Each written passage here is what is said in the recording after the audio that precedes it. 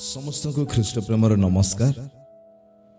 मो pastor शोल्विन Thomas आशा करे आपण माने समस्त भल अछंती। मोर प्रिय माने आज प्रभु यीशु का अनुग्रह देले आपण मान को निकट को ईश्वर को वाक्य पहुंचेबा पई सेथिबे प्रभु को मो धन्यवाद दिए, गौरव दिए, महिमा दिए। मोर प्रिय माने ईश्वर को वाक्य आमान को जीवन अटे।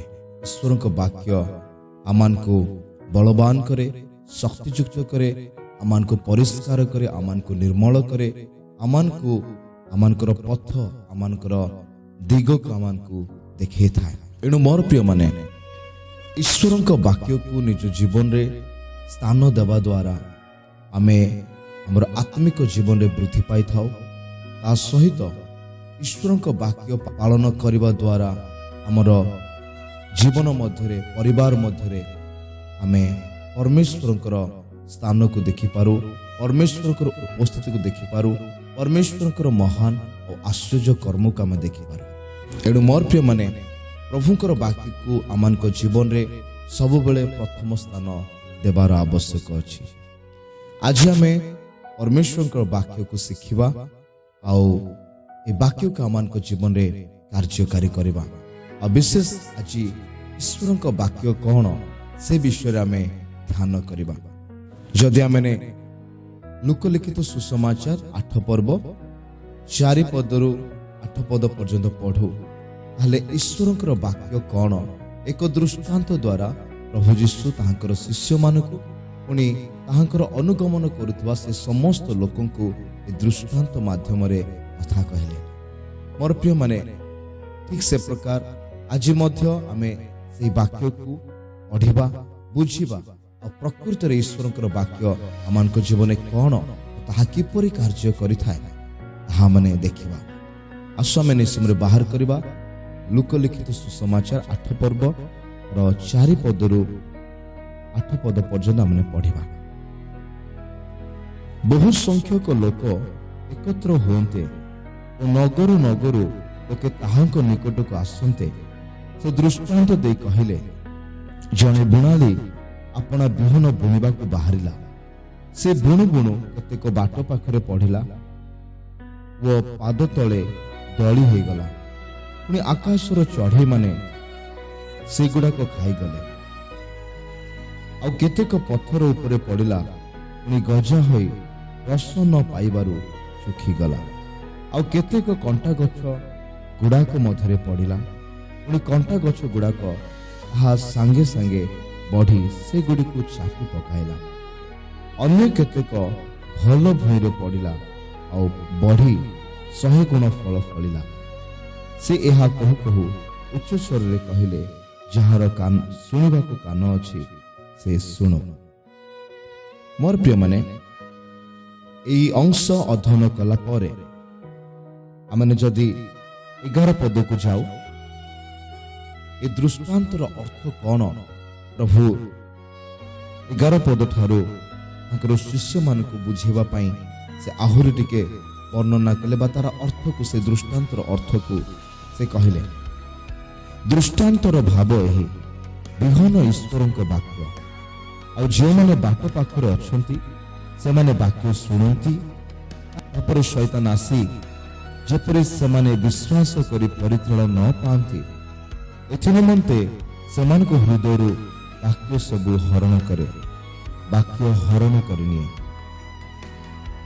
पुणी जो माने पत्थर पर अछंती सेमाने वाक्य सुनी आनंद रे ग्रहण करंती, किंतु सेमानकर चेर न थिबारु सेमाने अल्प समय विश्वास करंती व परीक्षा समय धर्म त्यागी होंती।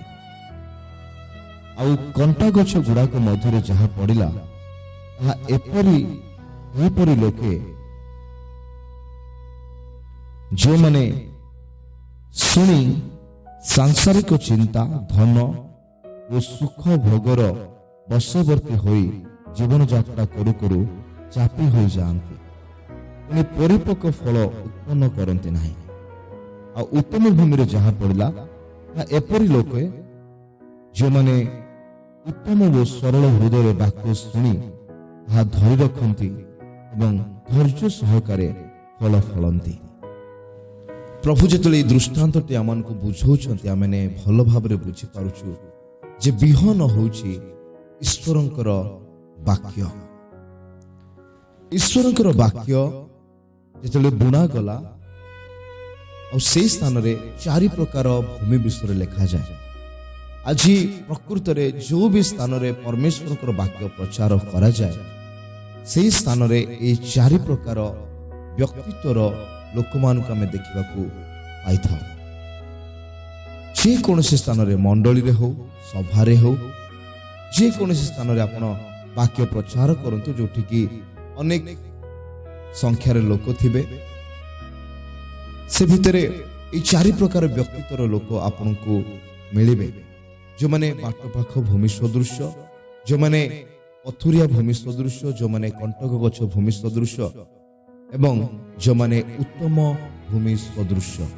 ହାଲେଲୁୟା। କିନ୍ତୁ ମୋର ପ୍ରିୟମାନେ, ବାକ୍ୟ ଶୁଣିବା ଆଉ ତାକୁ ଗ୍ରହଣ କରିବା ଦ୍ୱାରା ଏହି 4 ପ୍ରକାର ଭୂମି ମଧ୍ୟରୁ କେବଳ ଉତ୍ତମ ଭୂମି ହିଁ ପ୍ରକୃତ ଫଳ ଫଳିପାରେ। 100 ଗୁଣ ଫଳ ନେଇକି ଆସେ ବୋଲି ପ୍ରଭୁ ଯୀଶୁ ଏହି ଦୃଷ୍ଟାନ୍ତର ଆମମାନଙ୍କୁ ଶିଖାଉଛନ୍ତି। ତେଣୁକରି ଯେତେବେଳେ ଆମେ ଈଶ୍ୱରଙ୍କ ବାକ୍ୟ ଶୁଣୁ, ଈଶ୍ୱରଙ୍କ ବାକ୍ୟକୁ ଶୁଣିବା ପୂର୍ବରୁ ଆମମାନଙ୍କର ହୃଦୟକୁ ପ୍ରସ୍ତୁତ କରିବା ନିତାନ୍ତ ଆବଶ୍ୟକ ଅଟେ। ଯଦି ଆମେ ଅପ୍ରସ୍ତୁତ ଭାବରେ ଈଶ୍ୱରଙ୍କ ବାକ୍ୟ ଶୁଣୁ, କୋଉଠି ନା କୋଉଠି ସେହି ବାକ୍ୟ ଆମମାନଙ୍କ ଜୀବନରେ ଫଳପ୍ରଦ ହେଇପାରେ ନାହିଁ। ବାକ୍ୟ ଶୁଣିବା ପୂର୍ବରୁ ମୋର ହୃଦୟର କଣ୍ଡିସନ କ'ଣ ଅଛି, ମୋର ହୃଦୟର ପରିସ୍ଥିତି କି ପ୍ରକାର ଅଛି, ତାହା ମୋତେ ଜାଣିବାକୁ ପଡ଼ିବ, ତାହା ମୋତେ ଦେଖିବାକୁ ପଡ଼ିବ।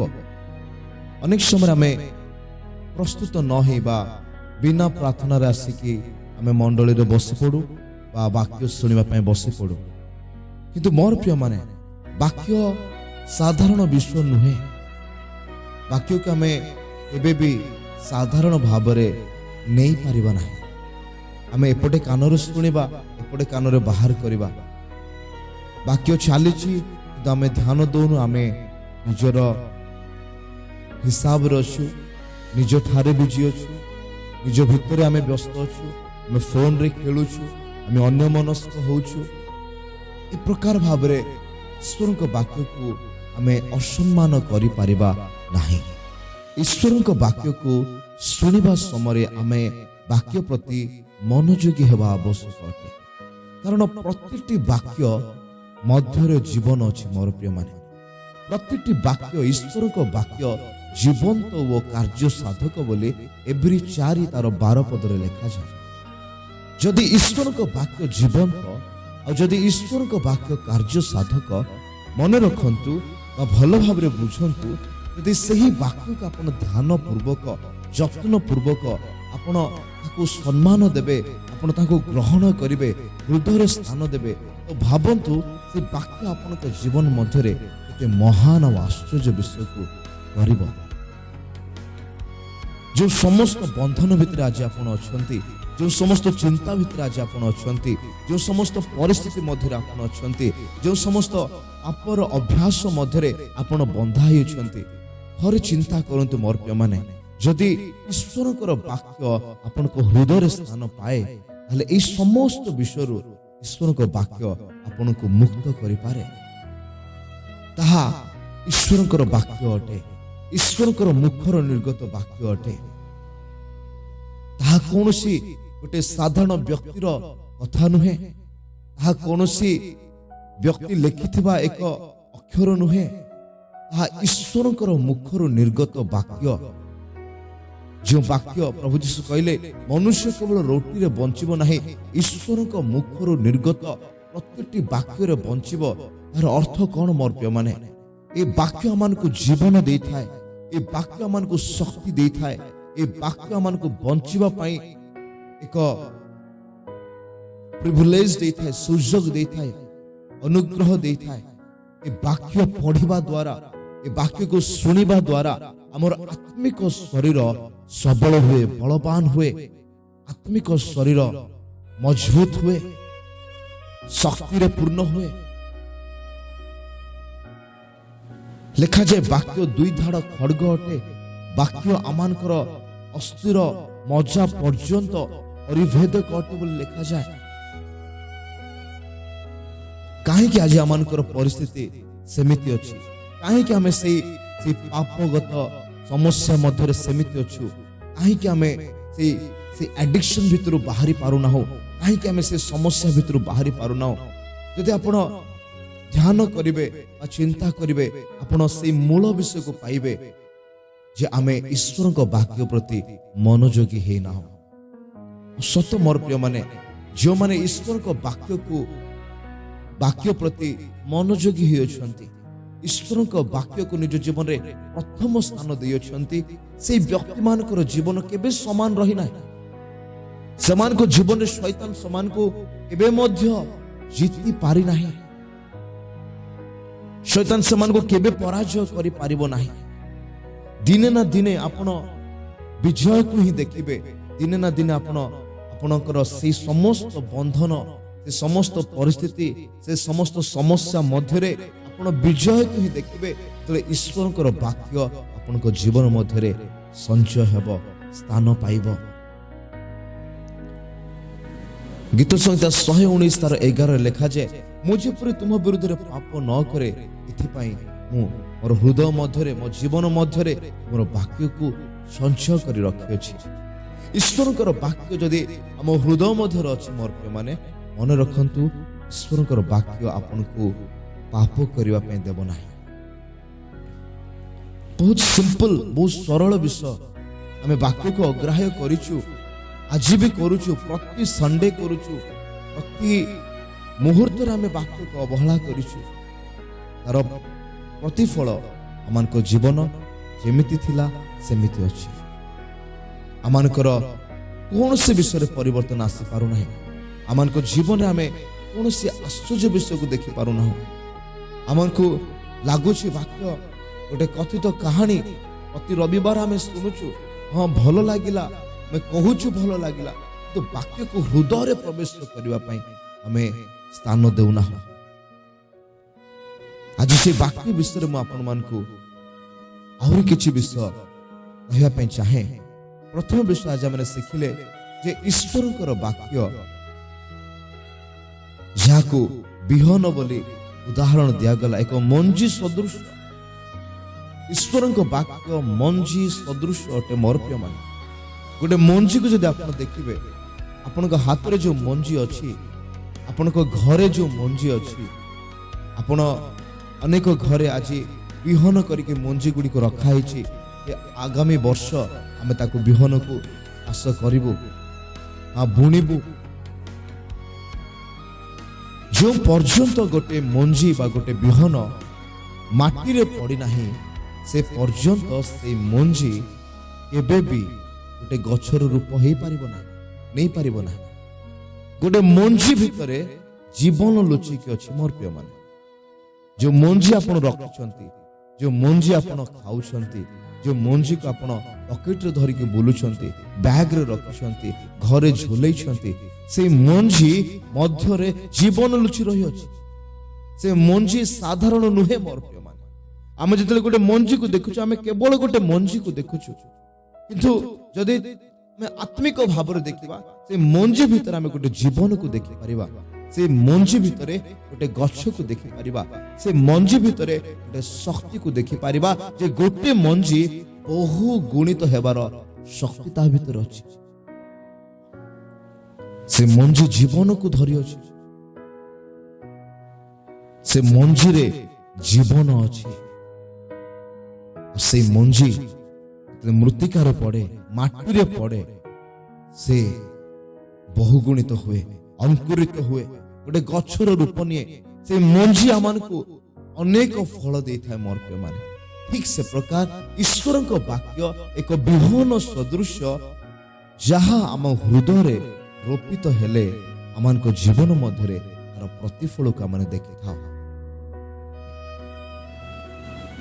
ତେଣୁକରି ଈଶ୍ୱରଙ୍କ ବାକ୍ୟକୁ ଆମେ କେବେ ଅବହେଳା କରିପାରିବା ନାହିଁ। ଆମେ କେୟାରଲେସ୍ ଭାବରେ ଈଶ୍ୱରଙ୍କ ବାକ୍ୟ ଶୁଣିପାରିବା ନାହିଁ। ଆମେ କେବେ ବି ତାକୁ गोटे कान शुणिकी आउ गोटे कान बाहर करि परिबा नाही। गोटे बाट पाख भूमि सदृश हृदय नहीं कि आम परमेश्वर को निकट को आसी पारिबा नाही बा प्रभुंकर वाक्य को से प्रकार आम शुणिबा नाही। मोर प्रिय माने कारण ईश्वरंकर वाक्य आपण केमिति शुणुछंती ताहा ही प्रकाश करे आपण को पाखरे कि प्रकार हृदय अछि। आपण बाट पाख भूमि सदृश ना आपण से पथुरिया भूमि सदृश ना आपण से कंटा गछ थिबा भूमि सदृश ना आपण उत्तम भूमि सदृश। जदि आपणकर हृदय उत्तम भूमि सदृश अटे ताहले आपणक जीवन रे ईश्वरंकर वाक्य प्रतिफल नहीं कि आसीबो। अल्प मात्र रे आनिबो नाही 100 गुण रे आनिबो बोली वाक्य रे लिखा जाय। 100 गुण आपण ईश्वरंकर वाक्यर प्रतिफल को निज जीवन रे निज परिवार रे निजर समस्त एरिया मध्य रे आपण देखिबे। मोर प्रिय माने ईश्वरंकर वाक्य बा जो वाक्य आमे प्रतिदिन पढ़ी था, जो वाक्य मैंने प्रतिदिन शुणी था, ये वाक्य अनेक समय आमान को केवल गोटे इनफॉरमेशन भलिया लगी था। इनफॉरमेशन माने सूचना बा कौन से को विषय रे ज्ञान तो हेबा जानिबा केवल आमान को लगी था जे ईश्वर को वाक्य शुणिबा द्वारा पढ़िबा द्वारा आमे अनेक इनफॉरमेशन पाई था, ज्ञान पाई था। किंतु मोर प्रिय माने ईश्वरकर वाक्य केवल अक्षर नुहे आ भितरे जीवन लुचि रही आ मध्यरे प्रकाशन लुचि रही अछि। It's a revelation. यह एक प्रकाशन जो वाक्य आपण सुनुछंती से वाक्य गोटे जीवन को धरी थाए। से वाक्य गोटे शक्ति को धरी थाए।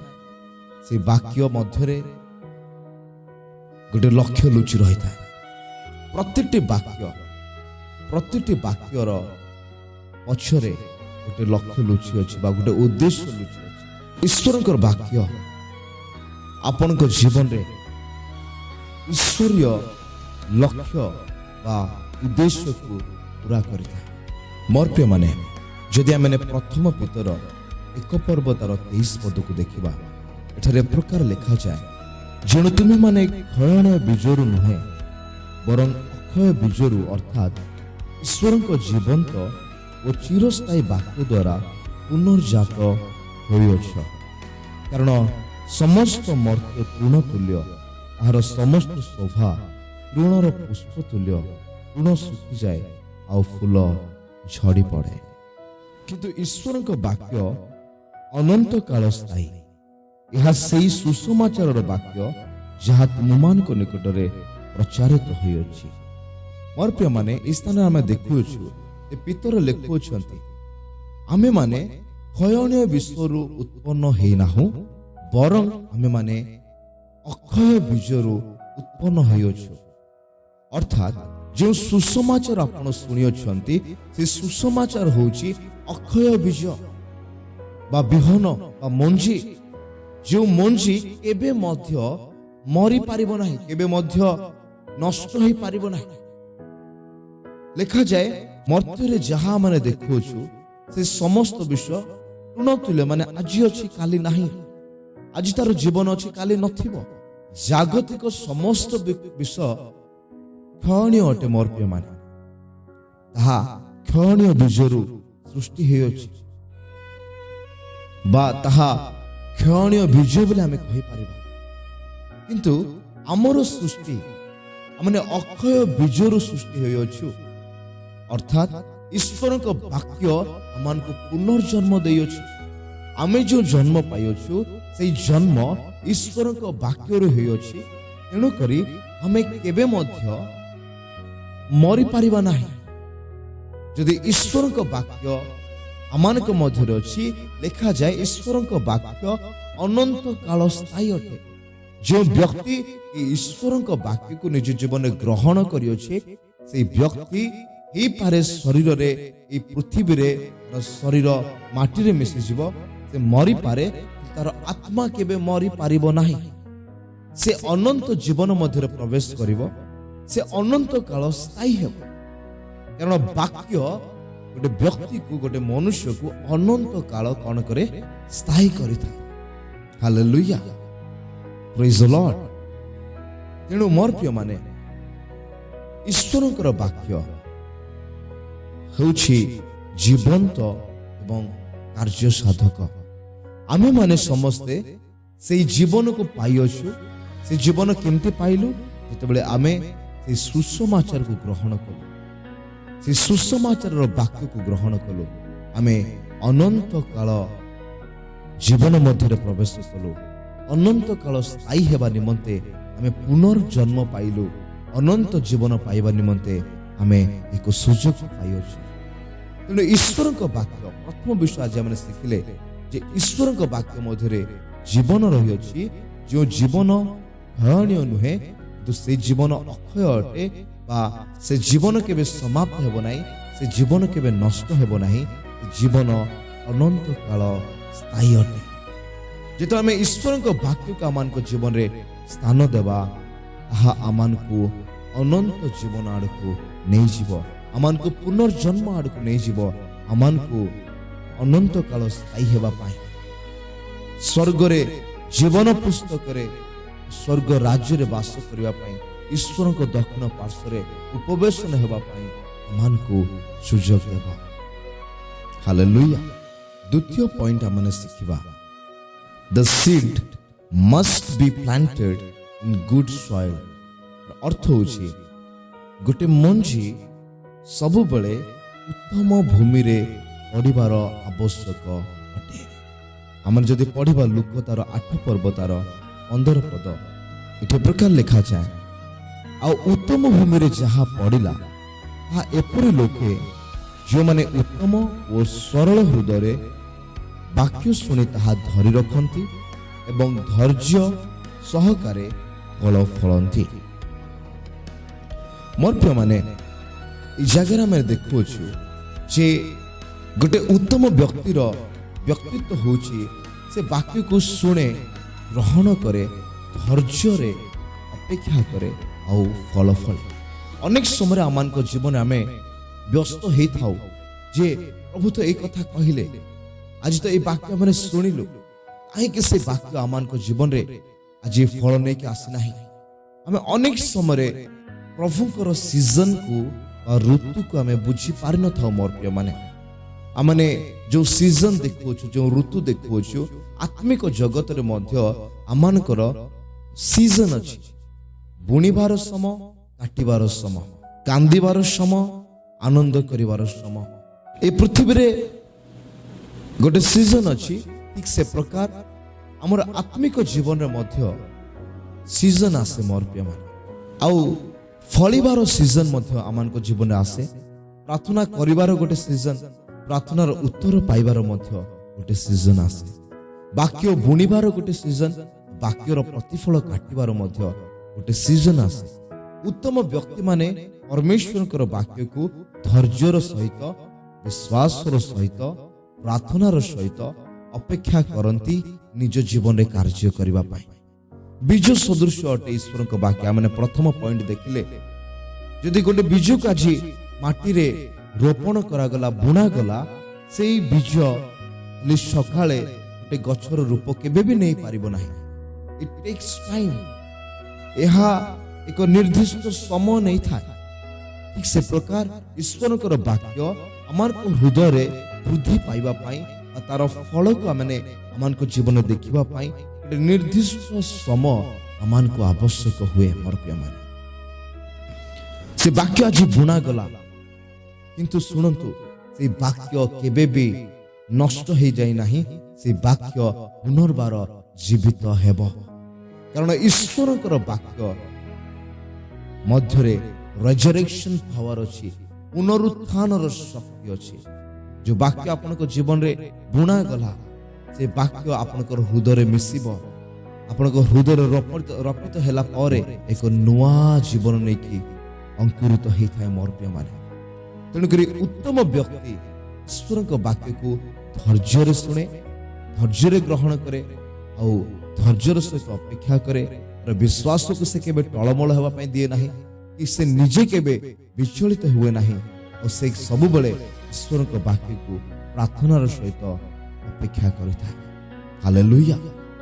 ईश्वर वाक्य को आपण आज कि प्रकार ग्रहण करियछन्ते, आपण भीतर कि धैर्य अछि, विश्वास अछि, प्रार्थना अछि, ताहले से वाक्य 100 गुण आपण को जीवन में फल नहीं के आसीबो। तृतीय पॉइंट हमने देखिबा, the seed must die to multiply.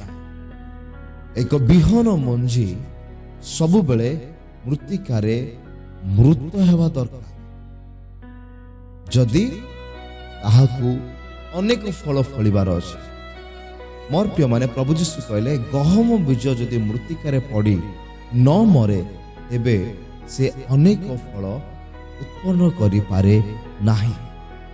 ठीक से प्रकार ईश्वरकर वाक्य जेतेबेले आमानक जीवन मध्यरे आसे, ईश्वरक वाक्य आमानक जीवन रे समर्पण को नहीं आसे और ईश्वरक वाक्य आमानक जीवन रो से समस्त मंद विषय को मृत्यु रे परिणत करिथाय, मारी देइथाय, जहा फल रे आमने शारीरिक अभिलाष, शारीरिक समस्त मन, हृदय, विषय, चिंता सब विषय में शारीरिक भाव मरी था। से समस्त शारीरिक अभिलाष आम भीतर मरी जाए और ईश्वर का वाक्य आमान को जीवन में नूतन विषय को जन्म दे था। आसुन आम पढ़ा यूहन्ना 12 पर्व तार 24 पद लिखा जाए, सत्य सत्य मु तुम मान को कहूची, गहम बीज यदि मृत्तिकारे पड़ी न मरे ताहले ताहा एकमात्र थाए, किंतु जदि मरे ताहले बहुत फल फले। बहुगुणित हेबा पूर्वरु से स्थान रे एक समर्पणर आवश्यक अटे। मोर प्रिय माने, जो वाक्य आमान को जीवन में प्रवेश करे ताहा आमान को जीवन रो अनेक मंद अभिलाष, अभ्यास, चिंता, अनेक योजना को मारी दे थाए। मोर प्रिय माने, जितले प्रभु आमान को जीवन में कार्य करबा आरंभ करंती, सब बेले ए विषय को मन रखंतु जे से आमान को सब बेले गोटे 0 पॉइंट को नहीं थांती, पॉइंट 0 को से आमान को आनी थांती। तार अर्थ कोन, से आमान को शून्य करि थांती। हमरो ज्ञान, हमरो बुद्धि, हमरो टंका, आमानकर बल, आमानकर जे कोनोसी विषय आम भितरे गोटे पोजिशन को नहीं थाए, ये समस्त विषय आमान को जीवन में गोटे स्थान पाई थाए। से समस्त विषय गर्व, अहंकार, ईर्षा बा मु करदेवी, मो द्वारा ही पारिबो, मोर एते अछि, मु साधारण लोक नाही, विभिन्न प्रकार मत आमान को भितरे लुचि की रही थाए। और मन रखंतु जेतले ईश्वर का वाक्य आपन को जीवन में कार्य करबा आरंभ करे, ईश्वर का वाक्य इस समस्त चिंता को, मत को, समस्त योजना को से प्रथम रे नष्ट करि थाए। मोर आपण अनुभव करिवे जेतले ईश्वर का वाक्य आपन को जीवन में कार्य करिवो जे आपण संपूर्ण शून्य हो जाय छै। आपण को ईश्वर का वाक्य एई स्तर को नहीं के आसीबो जे आपण कहिबे, प्रभु मु तुम बिना किछि नुहे, मोर बल वृथा, मोर ज्ञान वृथा, मोर बुद्धि वृथा, मोर शक्ति वृथा, मोर नाम वृथा, मोर परिचय वृथा, मोर पोजीशन सब वृथा अटे। वाक्य आपण को सही स्थान को नहीं के आसଥାଏ। और जेते बेले आपण सही स्थान को आसंती, तापरे आपण को जीवन रे परमेश्वर कार्य आरंभ हेबा को लागे। जो पर्यंत गोटे व्यक्ति शून्य है नहीं, से समस्त चिंता रे मरी नहीं, से समस्त अभिलाष रे मरी नहीं, से समस्त जागतिक मनोभाव रे मरी नहीं, परमेश्वर केबे भी एको जीवन रे कार्य करि पारंती नहीं। बीज सब बेले मृत्यु को नहीं के आसे, एथि पाई जे बीज मरिले ही से अनेक फल को जन्म दे पारिबो। ठीक से प्रकार ईश्वर का वाक्य आपन को सब बेले समर्पण आड़ को नहीं के आसे। आपण वाक्य सुनिबे, आपण को वाक्य कथा कहबो, से वाक्य आपण को अनुताप करबा पाई, से वाक्य आपण को समर्पण हेबा पाई, ସେ ବାକ୍ୟ ଆପଣଙ୍କୁ ନିଜକୁ ଶୂନ୍ୟ କରିବା ପାଇଁ ସାହାଯ୍ୟ କରିଥାଏ ମୋର ପ୍ରିୟମାନେ। ଆଉ ତାପରେ ନିଶ୍ଚୟ ବାକ୍ୟ ଆପଣଙ୍କ ଜୀବନରେ ଆପଣଙ୍କର ପରିବାରରେ ସେ କାର୍ଯ୍ୟ କରିବା ଆରମ୍ଭ କରିଥାଏ। ଚତୁର୍ଥ ପଏଣ୍ଟ ଦେଖିବା, the seed grows even in silence.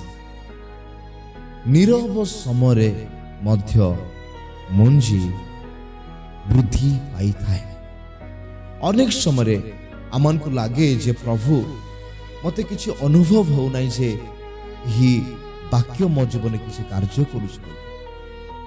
ଆମେ ଅନୁଭବ କରିପାରିନଥାଉ, ଆମେ ଦେଖିପାରିନଥାଉ, କିନ୍ତୁ ମୋର ପ୍ରିୟମାନେ ମଞ୍ଜି ଯେପରି କି ପ୍ରକାର ବୃଦ୍ଧି ପାଏ ଆମେ ଜାଣିପାରିନଥାଉ, ଠିକ୍ ସେ ପ୍ରକାର ଈଶ୍ୱରଙ୍କ ବାକ୍ୟ ଆମମାନଙ୍କ ଜୀବନରେ କି ପ୍ରକାର ନିରବତାର ସହିତ ବୃଦ୍ଧି ପାଇଥାଏ ଆମେ ତାହା ଜାଣିପାରିନଥାଉ। ଯଦି ଆମେ ମାର୍କ ପୁସ୍ତକ 4 ପର୍ବ ତାର 27 ପଦକୁ ଦେଖିବା, ଏ ପ୍ରକାର ଲେଖାଯାଏ, ପୁଣି ରାତ୍ରିରେ ନିଦ୍ରା ଯାଏ ଓ ଦିବସରେ ଜାଗ୍ରତ ହୁଏ, ଆଉ ବିହନ କିପରି ଅଙ୍କୁରିତ ହୋଇ ବୃଦ୍ଧି ପାଏ ତାହା ସେ ଜାଣେ ନାହିଁ। ଏଠି ଲେଖାଯାଏ ଯେ ଆମେ ରାତ୍ରିରେ ଶୋଇଥାଉ, ଦିବସରେ ଜାଗ୍ରତ ହେଇଥାଉ, କିନ୍ତୁ ଗୋଟେ ମଞ୍ଜି, ଗୋଟେ ବିହନ ମାଟି ମଧ୍ୟରେ କି ପ୍ରକାରେ ବୃଦ୍ଧି ପାଇଥାଏ ଆମେ ତାହା ଜାଣିପାରିନଥାଉ। ଆମେ ବିହନ ବୁଣି ଦଉ, ଆମେ ଚାଲି ଆସୁ, ତାର ବୃଦ୍ଧି ହେବାର ପ୍ରୋସେସକୁ ଆମେ ଦେଖିପାରିନଥାଉ। ସେ ପ୍ରକାର ଯଦି ଆପଣଙ୍କ ଜୀବନରେ କୌଣସି ଏକ ବିଷୟରେ ପ୍ରଭୁଙ୍କର ବାକ୍ୟ କାର୍ଯ୍ୟ କରିବାରେ ଟିକେ ଡେରି ହେଉଛି, ଆପଣ ଅଧୈର୍ଯ୍ୟ ହେଇଯାଉଛନ୍ତି, ଆପଣ ଭାବୁଛନ୍ତି ଈଶ୍ୱରଙ୍କ ବାକ୍ୟରେ ଶକ୍ତି ନାହିଁ, ଈଶ୍ୱରଙ୍କ ବାକ୍ୟ କିଛି କରିପାରିବ ନାହିଁ, ଈଶ୍ୱରଙ୍କ ବାକ୍ୟ ଶୁଣିକି ବା ଭରସା କରିକି ବା ବିଶ୍ୱାସ କରିକି ମୋର କିଛି ବି ଲାଭ ହେଲା ନାହିଁ। ଅନେକ ସମୟରେ ଶୈତାନ ଏ ପ୍ରକାର ଚିନ୍ତା ଆପଣଙ୍କୁ ଦେବ। କିନ୍ତୁ ମୋର ପ୍ରିୟମାନେ ମନେ ରଖନ୍ତୁ, ଆପଣଙ୍କର ନିରବତାର ସମୟରେ ଆପଣ ଭାଙ୍ଗି ପଡ଼ିଥିବା ଅବସ୍ଥାରେ ମଧ୍ୟ ଯେଉଁ ସମୟରେ ଆପଣଙ୍କୁ ଦେଖା ଯାଉନାହିଁ ଯେ ଆପଣଙ୍କ ଜୀବନରେ କିଛି ଗୋଟେ ବିଷୟ ଘଟୁଛି, ତଥାପି ମଧ୍ୟ ସେହି ସମୟରେ ମଧ୍ୟ ଈଶ୍ୱରଙ୍କର ବାକ୍ୟ ଆପଣଙ୍କ ଜୀବନ ପାଇଁ କାର୍ଯ୍ୟ କରୁଥାଏ। ଈଶ୍ୱରଙ୍କ ବାକ୍ୟ ଆପଣଙ୍କ ଜୀବନରେ କାର୍ଯ୍ୟ କରିବା କେବେ ବନ୍ଦ କରେ ନାହିଁ। ମୋର ପ୍ରିୟମାନେ, ଆପଣ ଅନୁଭବ କରନ୍ତୁ କି ନ କରନ୍ତୁ, ବାକ୍ୟ କାର୍ଯ୍ୟ କରୁଅଛି। ଯଦି ଆପଣ ବିଶ୍ୱାସ କରିଅଛନ୍ତି, ଯଦି ଆପଣ ଭରସା କରିଅଛନ୍ତି, ଯଦି ଆପଣ ବୁଣିଅଛନ୍ତି, ଆପଣ ଯଦି ଧୈର୍ଯ୍ୟକୁ ଅପେକ୍ଷା କରିଛନ୍ତି, ଆପଣଙ୍କ ଜୀବନରେ এই ବାକ୍ୟର ଶକ୍ତିକୁ ଆପଣ ଦେଖିବେ ହିଁ ଦେଖିବେ। ସେ ବାକ୍ୟକୁ ଫଳପ୍ରଦ ହେବା ଆପଣ ଦେଖିବେ ହିଁ ଦେଖିବେ। ମୋର ପ୍ରିୟମାନେ, ପଞ୍ଚମ ପଏଣ୍ଟ ଆମେ ଦେଖିବା, the seed will produce a harvest। ମାନେ ଗୋଟେ ମଞ୍ଜି ସବୁବେଳେ ଏକ ଉତ୍ତମ ଫସଲକୁ ଜନ୍ମ ଦେଇଥାଏ।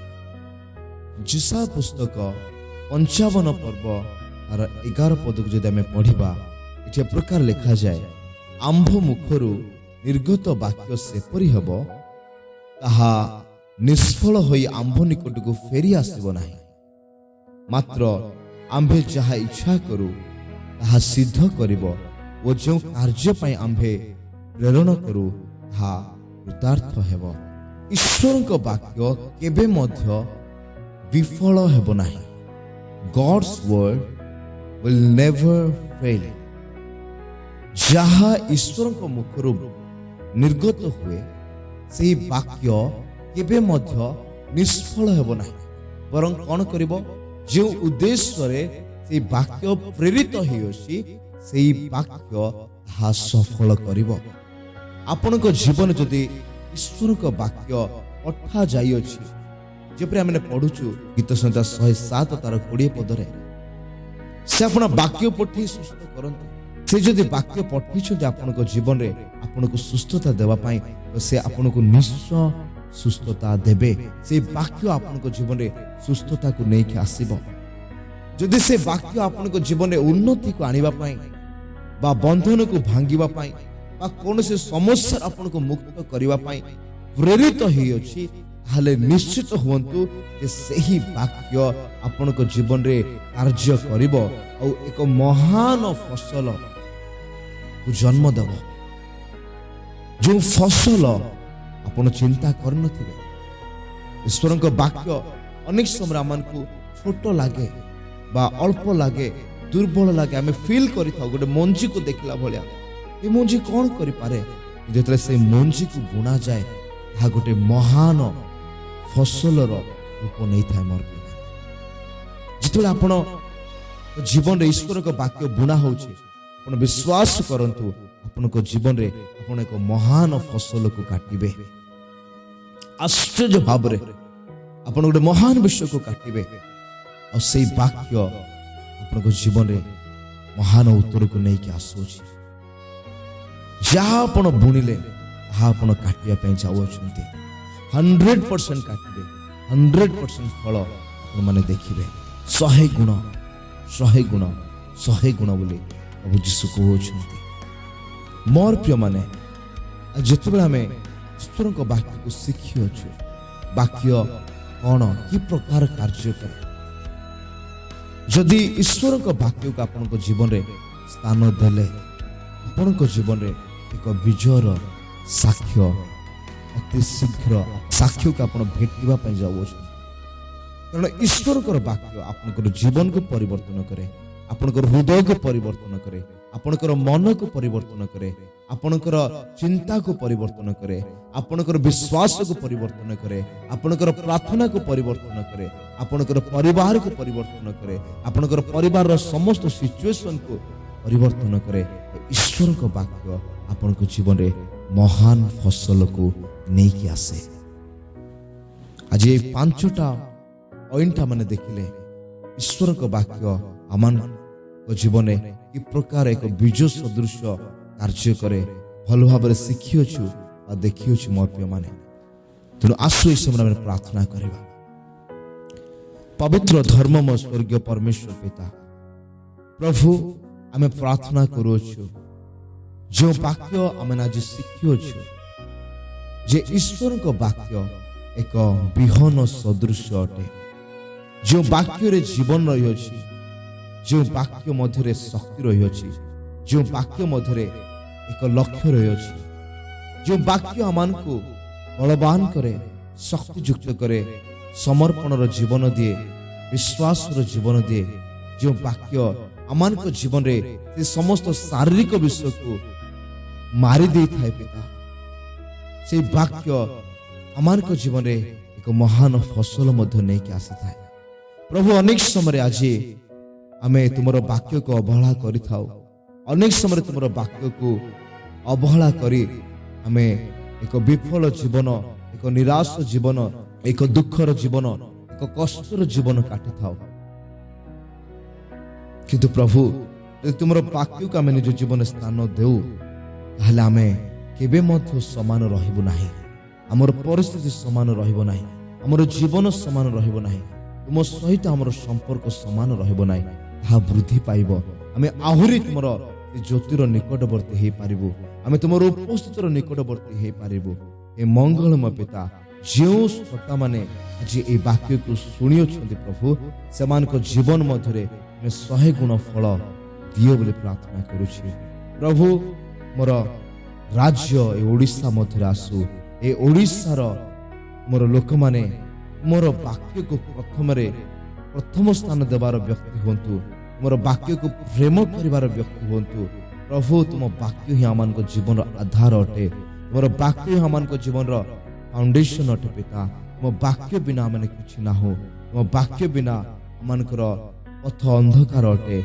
मो वाक्य बिना हमें चाली पारिबु नाही मो वाक्य बिना प्रभु हमें ए जगत रे हजि जिबु अभिलाष रे हजि जिबु परमेश्वर पिता ए समस्त विश्व मुझे मोर वाक्य पठिया जमान को कथा कयछ केवल आमान को मुक्त करिवा पई सुस्थ करिवा पई नुआ जीवन रे आगु बढ़िया पई सहाय्य करिवा पई सब गौरव महिमा प्रशंसा संभ्रम तुमको दौछु पिता सुनिथवा समस्त व्यक्ति को तुम हस्तर समर्पण करुछि जदि कोनोसी व्यक्ति आज एई समय दुख कष्ट अभाव अनाटन चिंता प्रभु निराश हताश होई अछि पिता तुमर वाक्य दूर को जाई अछि पिता यीशु का नाम रे मोर ଶକ୍ତି ଆଜି ତାଙ୍କୁ ସ୍ପର୍ଶ କରୁ।